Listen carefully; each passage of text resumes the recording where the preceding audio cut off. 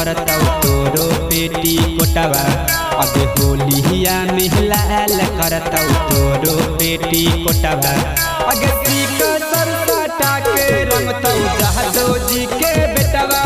अगे सीक सरसटा के रंगतौ अहिरा के बेटवा। खोल देतौ छौरी तोरो चोली वाला हुकवा। अगे खोल देतौ छौरी तोरो चोली वाला हुकवा। अगे सीक सरसटा के रंगतौ जादो जी के बेटवा। अगे सीक सरसटा के रंगतौ अहिरा के बेटवा। बिहार में हाना हो गए, बगले में जादो जी के मोहल्ला संभाल के रहे हैं।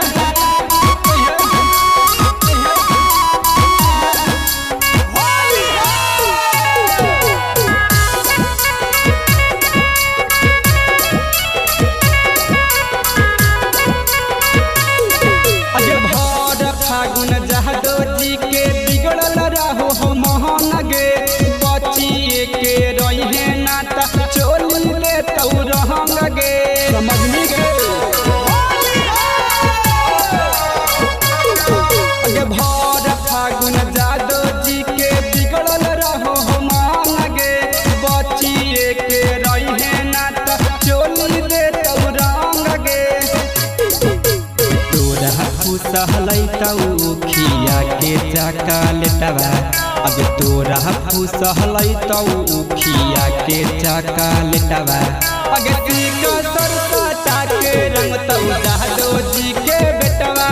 अगे सीक सरसटा के रंगतौ अहिरा के बेटवा।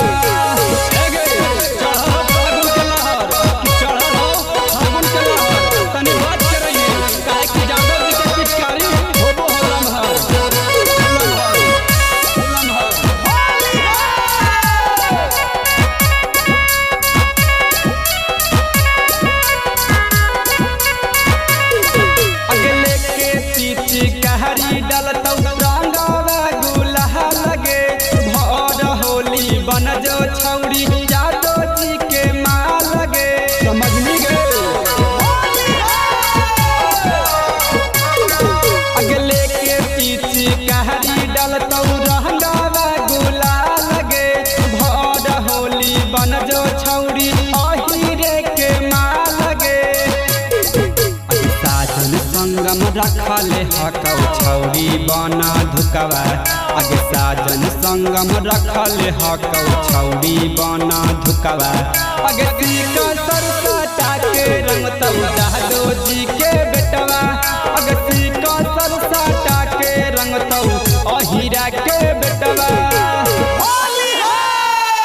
Magahi recording studio Samastipur Sheikhpura.